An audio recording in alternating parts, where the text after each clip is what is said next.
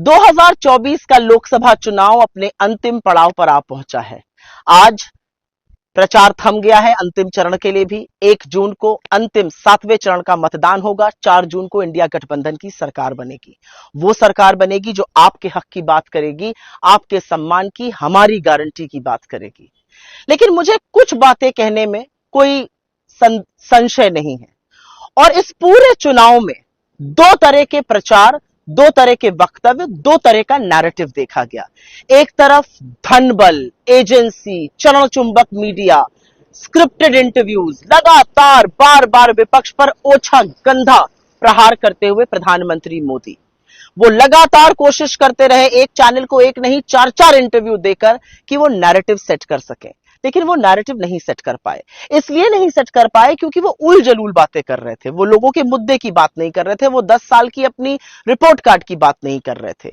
वो मंगलसूत्र पर पहुंच गए, वो भैंस पर पहुंच गए। उन्होंने मुजरा को भी नहीं बख्शा। उन्होंने तो महात्मा गांधी को भी कटघरे में लाकर खड़ा कर दिया। तो कहीं ना कहीं मोदी जी बौखलाए हुए, घबराए हुए, हताश, निराश, एक वो तानाशाह नजर आए जिनकी सत्ता जा रही है और सत्ता के जाने का भय उनको बहुत सता रहा है। तो इस तरफ नरेंद्र मोदी थे जिन्होंने मर्यादा की, अपने पद की प्रतिष्ठा की, राजनीति में शुचिता की, हर सीमा को लांघा। उन्होंने क्या क्या बातें विपक्ष के लिए कही वो शायद मैं कैमरे पर बोल भी नहीं सकती हूं, लेकिन उन्होंने वो बातें चुनावी मंच से कही। मुजरे की बात, मंगलसूत्र की बात, भैंस की बात, लगातार झूठ बोला।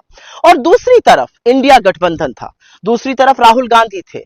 हमने भी ठान ली थी कि नरेंद्र मोदी कितना भी बरगलाएं, वो शहीदों को कितना भी अपमान करें, हम आपके मुद्दों पर डटे रहेंगे।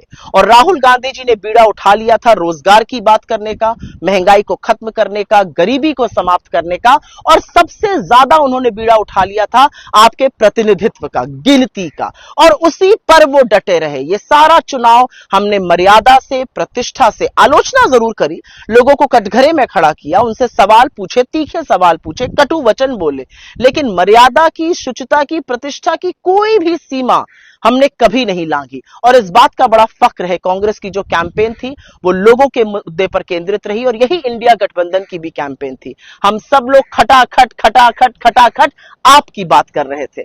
मुझे पूरा विश्वास है कि 4 जून को इंडिया गठबंधन की सरकार बनेगी। वो सरकार बनेगी जो एक आदमी के मन की बात से नहीं चलेगी, जो तमाम लोगों के जो आशाएं हैं, अपेक्षाएं हैं, महत्वाकांक्षाएं हैं, उनको प्रतिबिंब करेगी। मुझे पूरा विश्वास है कि 30 लाख सरकारी नौकरी, एमएसपी की कानूनी गारंटी, महिलाओं को मिलने वाला 8500 रुपए महीना, ये सारी चीजें जो एक मुर्दा पड़ी अर्थव्यवस्था को फिर से पुनर्जागृत कर देंगी, उस पर यह चुनाव हुआ है। लोग बहुत समझदार हैं, हिंदुस्तान की जनता बहुत समझदार है, और मुझे पूरा विश्वास है कि 4 जून को इंडिया गठबंधन की सरकार बनेगी और हम वो सारी गारंटी पूरी कर सकेंगे जिसका हमने आपसे वादा किया। लेकिन अभी के लिए जरूर कहना चाहती हूं, बड़ा फक्र है, बड़ा संतोष है, जो कैंपेन कांग्रेस पार्टी ने और इंडिया गठबंधन ने चलाई वो आपकी कैंपेन थी, आपकी आवाज थी, आपके मुद्दे थे। अगर आपने हमारे चैनल को सब्सक्राइब नहीं किया है तो आम पब्लिक चैनल को सब्सक्राइब कीजिए और हाँ, बेल आइकन जरूर दबाइए।